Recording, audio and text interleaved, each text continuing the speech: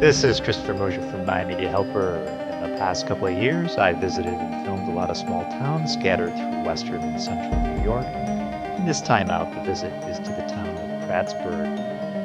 Prattsburgh was formed from the town of Pulteney in 1813. The Prattsburgh community is named after early settler Joel Pratt, who arrived around 1799 to purchase land. Settlers arrived in around 1801.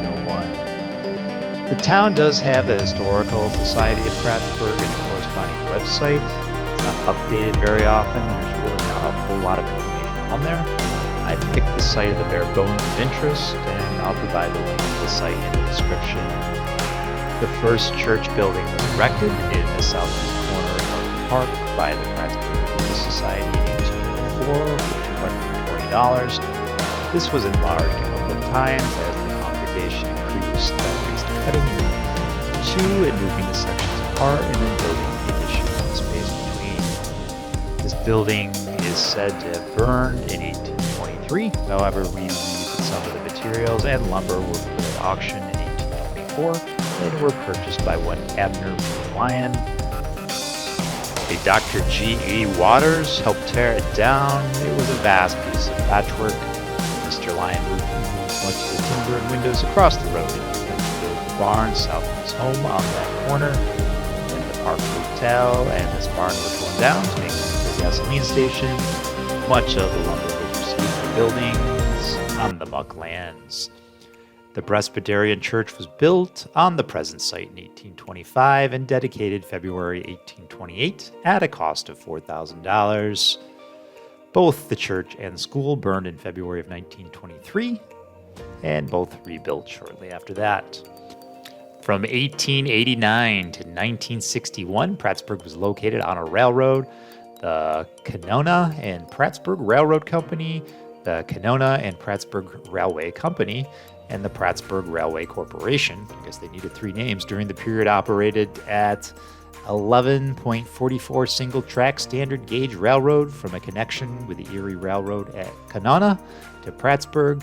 Intermediate stations included Wheeler, Beans, and Stickneys.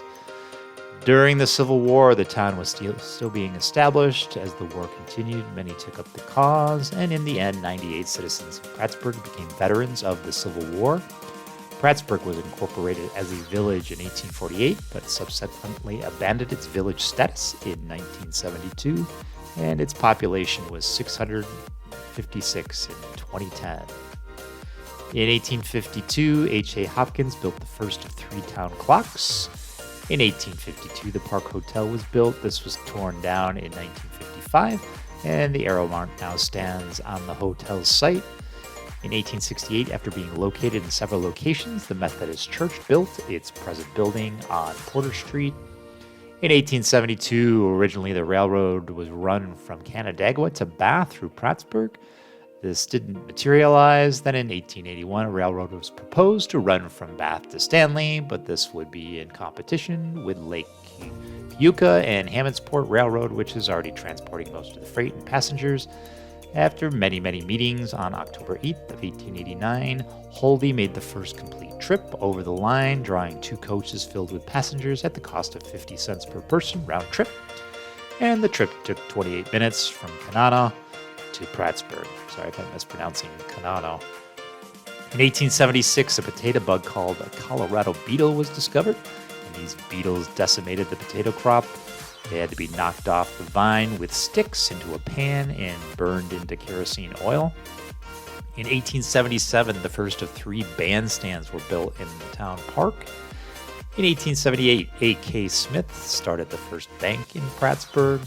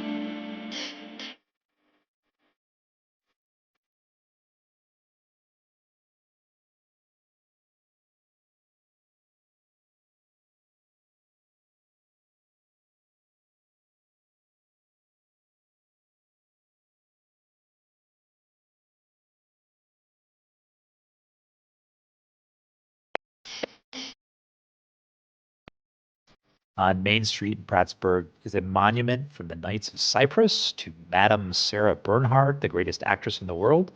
Her 19th century lyric fire and divine voice were indeed unforgettable, but the Knights of Cyprus exist only in the imagination of one Charles Danford Bean, who created the monument to the divine Sarah. Why? Who the hell knows? According to an article written by Beck Chapin on the website Historic Geneva, Bean was associated with an obscure organization called the Knights of Cyprus, which is also connected to a memorial to French actress Sarah Bernhardt, which Bean erected on his property in Prattsburgh. And the monument reads, to Madame Sarah Bernhardt, the greatest actress in the world, whose lyric fire and divine voice gave more intense and supreme life to the poets. In proud admiration is built this rugged memorial by Knights of Cyprus and devoted friends. 1845 to 1923, romance holds open the door to eternal spring. Charles seemed very enamored with the actress, writing over 30 letters to the Prattsburgh Advertiser addressed to her. Whether she saw the letters or not is questionable. But when I researched, the actress was a big to-do back in the day and never heard of her until I'd seen the monument sitting smack in the middle of the town. The dude was married, so I was sending letters to some French actress, but it wasn't there. Anyways, and what was the Knights of Cyprus? Again, who the hell knows? The Knights of Cyprus seem to have existed only in Charles Bean's head, though he is credited with the first monument to the actress in the United States. So beyond that, I will leave you with the rest of the video that I shot